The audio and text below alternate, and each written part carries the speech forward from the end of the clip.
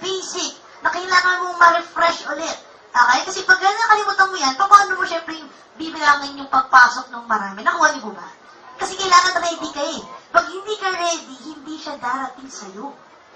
Kailangan maging handa ka na ngayon. Nakuha niyo ba? Kaya dapat yung bag nyo hindi na maliit.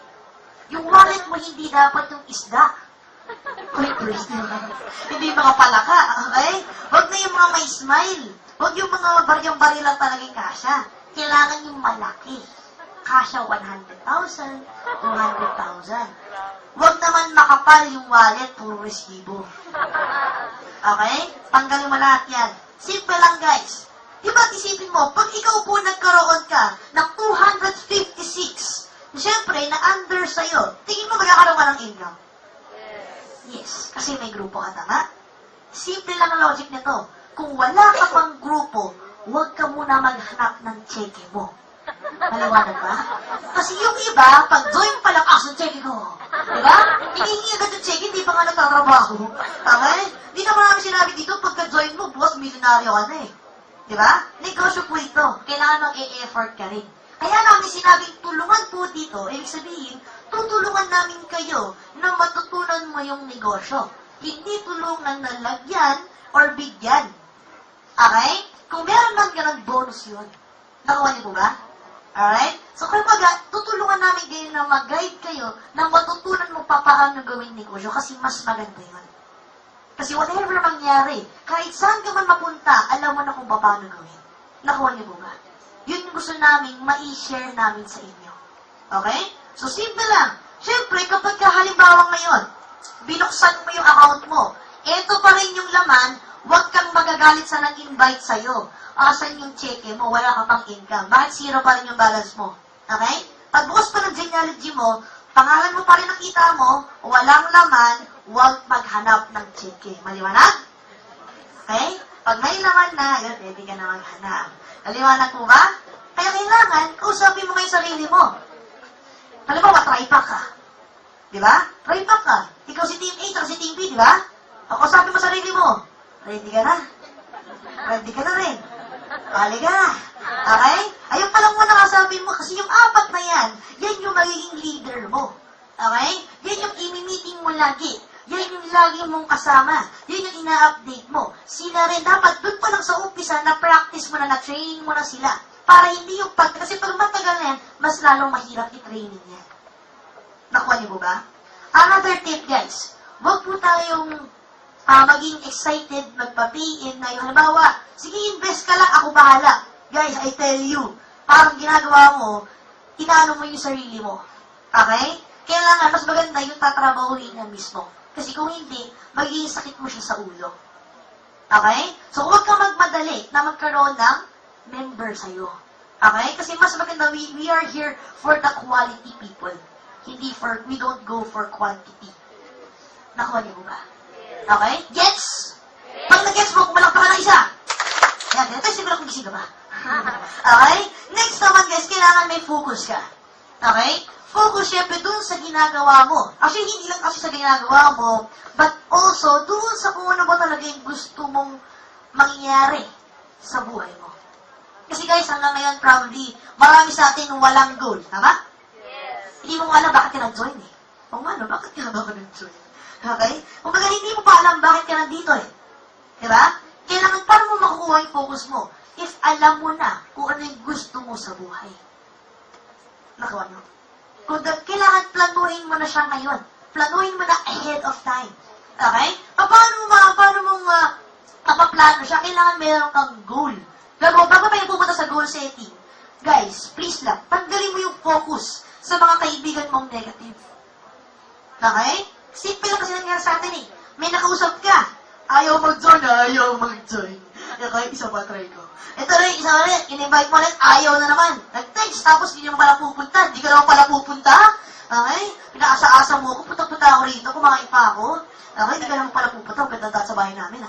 Di ba yung mga ganon? Guys, huwag ka mag-focus sa mga taong negative. Okay? Huwag ka mag-focus sa mga discouragement. Hindi po yan makakatulong. Okay? Huwag ka mag-focus sa mga taong unang-una, wala talagang plano rin sa buhay. Kasi simple lang eh. Yung syempre, di ba naalala mo yung sinasabi sa atin ng magulang natin, anak, huwag kang sasama sa mga taong masama kasi magiging masama ka rin. Di ba? Simple lang din. Huwag ka rin sasama sa mga taong negative kasi magiging negative ka rin. Okay?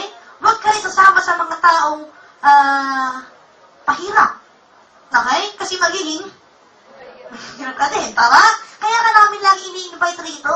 Di ba lang, isa napupulitan ka na sa leader mo? Bakit lagi yung pinapapunta sa office, napanood ko na yung seminar? Ba't lagi pinapapunta? Kasi simple lang, guys. Yung halos lahat ng tao nandito sa office, sabihin mo ba, lahat ng tao rito payaman. Ibig sabihin, kung lagi ka nandito, ano mangyari sa'yo? Payaman. Ganun lang kasimple. Nakuha niyo po ba? At lahat ng tao payaman, nakangiti. Payaman ka ba? Okay? Kung magano'n na kasimple, kailangan guys, tandaan mo, nagsimula kami. Actually, nagsimula kami walang training. Kanya-kanya. Pero you're very lucky na meron kami ginawang training. Okay? Mas naging easier na for you. Ginawa namin ng sistema, ginawa namin ng ganito, ang gagawin mo lang, kikinig ka na lang. Tapos gagawin mo na siya. Okay? Dati ginawa ko, kahit wala akong income pa nun, ang ginagamit ko makapunta ng office is yung allowance ko, hindi ako kakain. Bakit? Mahal eh. Mahal-mahal kayo ng pagkain dyan sa baba. Diba? At lahat ng yung mga food, pagkain sa food court dyan, kahit nakainan ko yan. Hindi masarap. Okay? Sisig nila, chewing gum. Sabi, grabe ng pagkain ko. Lagi tuloy ako yung chicken fillet. 50 pesos lang, di ba? Minsan, pagkakaya pa naman, tubig-tubig na lang. May baon na ako sa Skyflix. Kaya ganito ako kalusog. Okay? Kung mga sabi ko, kailangan talaga nandun yung, focus mo na gusto mong gawin ng isang bagay. Okay? So, nilagay ko ng focus ko, sabi ko, hindi kaya ako gusto pumunta dito kasi natutuwa ako. Dahil marami ako nakikilalang tao na merong pakialam dun sa pangarap nila. Hindi yung gumastos. Hindi lang yung gumimik.